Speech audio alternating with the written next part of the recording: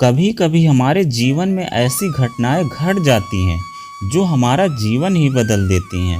सच उतना असरकारी नहीं रहता जितना कभी कभी किसी का झूठ असर कर जाता है।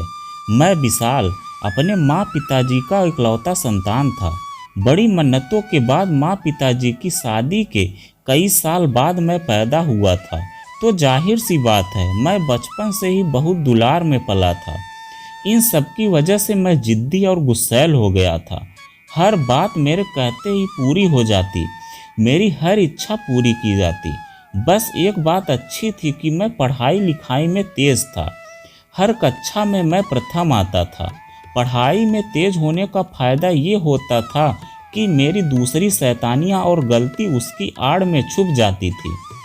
माँ पिताजी को तो वैसे भी मेरी कोई गलती नज़र ही नहीं आती थी। आसपास की औरतें यदि कभी किसी बात पर माँ से मेरी शिकायत भी करती तो माँ उनको ही भला बुरा कहने लगती।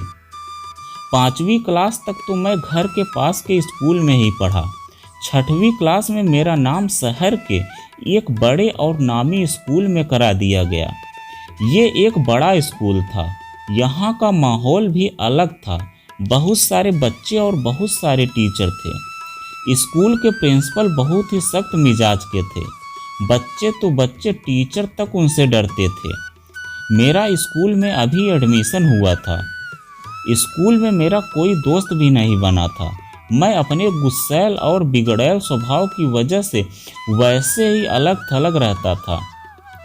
पढ़ाई में तेज होने की वजह से एडमिशन में कोई दिक्कत नहीं हुई, लेकिन अपने स्वभाव की वजह से मैं अकेला ही रहता था।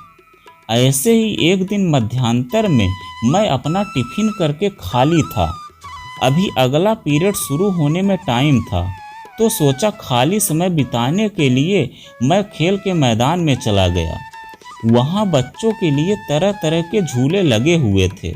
कई बच्चे वहाँ पर खेल रहे थे, कुछ झूले झूल रहे थे। एक दुबली पतली लड़की झूले पर चढ़ने का प्रयास कर रही थी। अगर चढ़ती तो उसके पैर नीचे न पहुँच पाते। मुझे देखकर बोली, अरे विशाल, मुझे झूला झूला देना। मैंने उसकी बात अनसुनी कर दी और आगे बढ़ रहा था कि वो पीछे से आई और मेरी शर्ट पकड़कर खींचते हुए कहने लगी, झूला झूला देना विशाल। मुझे गुस्सा आ गया और मैंने उसे जोर से धक्का दे दिया। वो बेचारी एक तरफ गिर गई। एक पत्थर से उसका होंठ कट गया। आगे का एक दांत शायद जो पहले से हिल रहा था वह भी टूट गया। उसके मुंह से खून आ गया। अब मैं काफ़ी डर गया। डर के मारे मैं तुरंत भागकर अपनी क्लास में पहुंच गया और अपनी सीट पर बैठ गया। और मैं डर के मारे कांप रहा था। मुझे लगा अब वो लड़की मेरी शिकायत कर देगी और मुझे सज़ा मिलेगी। मेरी आंखों के आगे प्रिंसिपल साहब का खूंखार चेहरा घूम रहा था।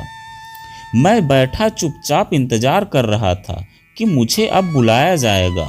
राम राम करके दिन बीत गया, लेकिन कोई अनहोनी नहीं हुई। मैं घर आ गया। रात तक डर तो के मारे मुझे बुखार आ गया। 2 दिन मैं स्कूल नहीं गया।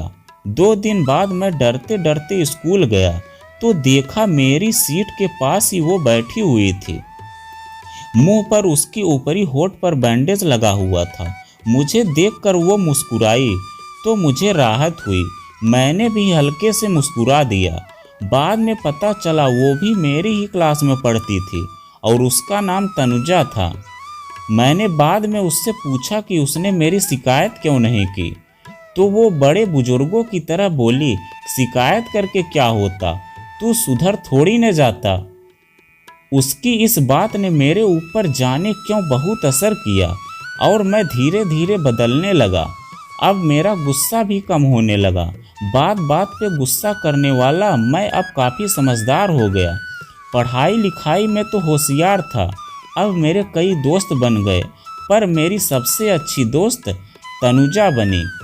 आज उस घटना को घटे कई साल हो गए। अब मैं बुजुर्ग हो चुका हूँ। तनुजा से मेरी दोस्ती अब रिश्ते में बदल चुकी है। जी हाँ, तनुजा अब मेरी पत्नी है। अगले साल हमारी शादी को 25 साल हो जाएंगे। उसके ऊपरी होठ पर चोट का निशान आज भी है। कभी कभी सोचता हूँ क्या होता अगर तनुजा ने उस दिन झूठ न बोला होता। क्या मैं इतना बदल पाता? क्या मुझे इतनी अच्छी दोस्त मिल पाती जिसने मेरा जीवन ही बदल दिया? तो दोस्तों, यह कहानी आपको कैसी लगी कमेंट में लिखकर ज़रूर बताइएगा। अगर आप हमारे चैनल पर नए हैं तो वीडियो को लाइक और चैनल को सब्सक्राइब ज़रूर करें।